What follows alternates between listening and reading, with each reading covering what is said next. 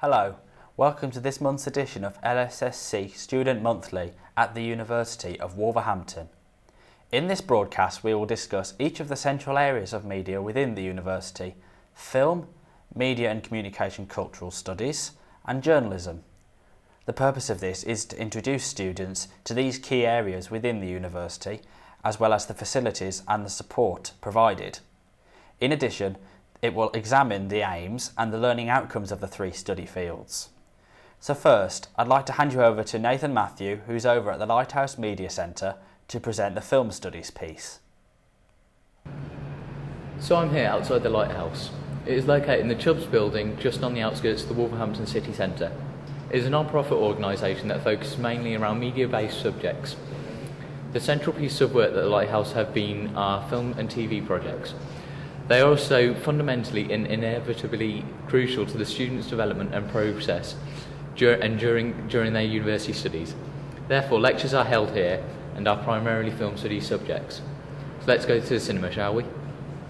Lectures at the Lighthouse are run by members of the film studies team, which consists of seminars and screenings. The University of Wolverhampton has worked with the Lighthouse for approximately 22 years now. For new students to get a further insight into film studies at the University of Wolverhampton, I'm here with film studies lecturer Eleanor Andrews. What kind of approach do you expect from first year students going in at undergraduate level?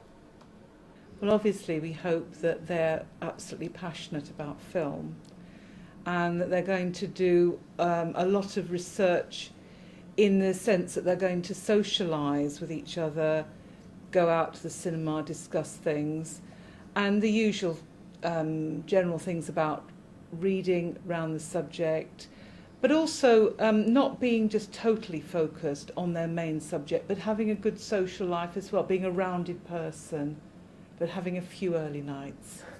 Also, with the use of the Lighthouse, has the course benefited students and also the lecturers? Well, our relationship with the Lighthouse has been extremely useful for both the staff and the students. The students get to see the film on a large screen, high definition, in the best possible way, in the right aspect ratio, so the right length to height. And also, if it's an old film, they can still see 16mm and 35mm films.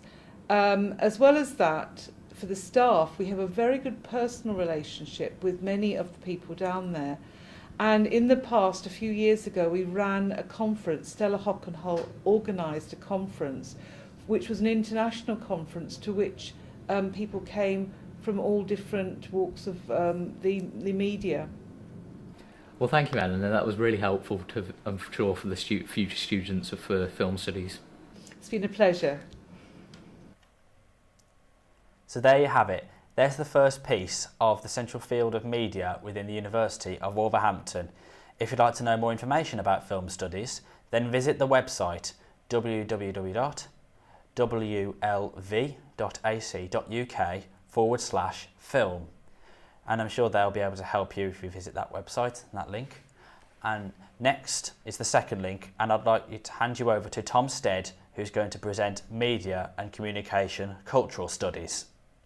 Hi, I'm here today with Paul Brighton, a media lecturer, to conduct an interview. What employment opportunities are there after you finish your course, and what support do you offer?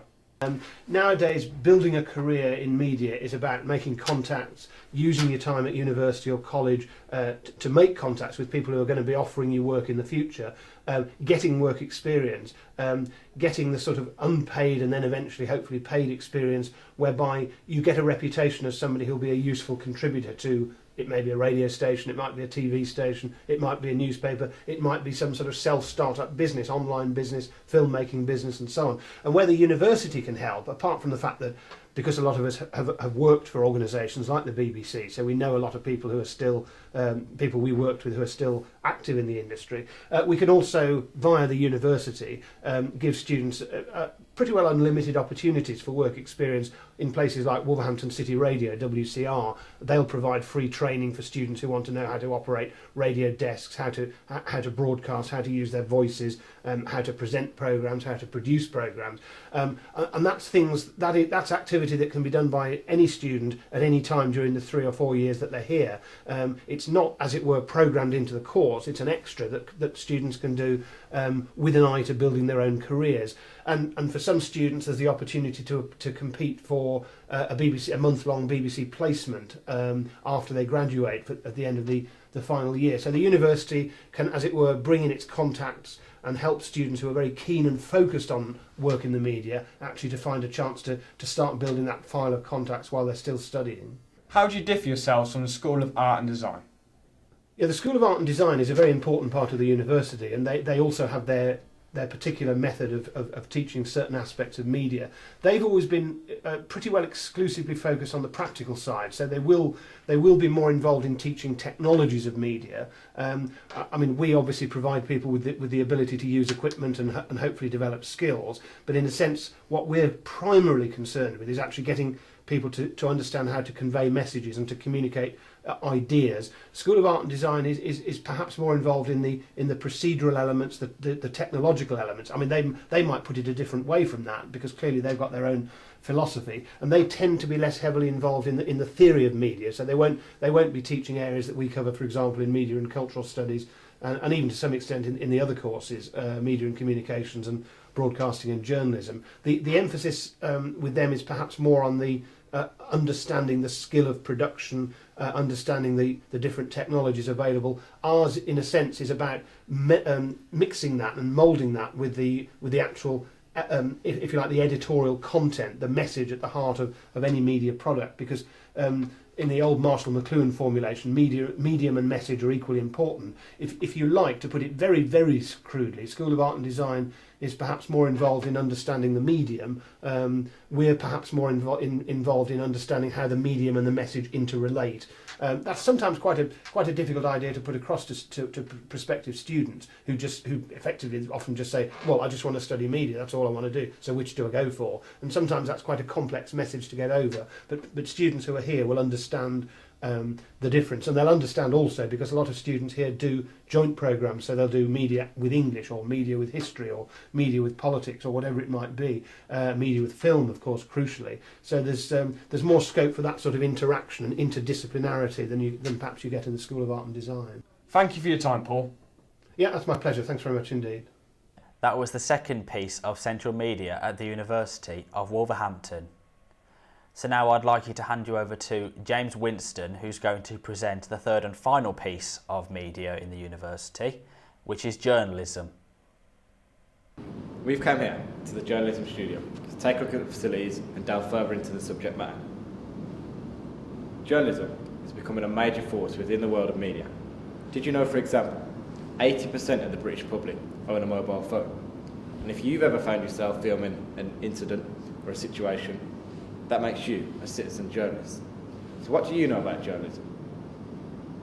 We're going to go and meet course leader Lee Kenny to find out more. What would your advice be to anyone thinking of studying journalism at the University of Wolverhampton?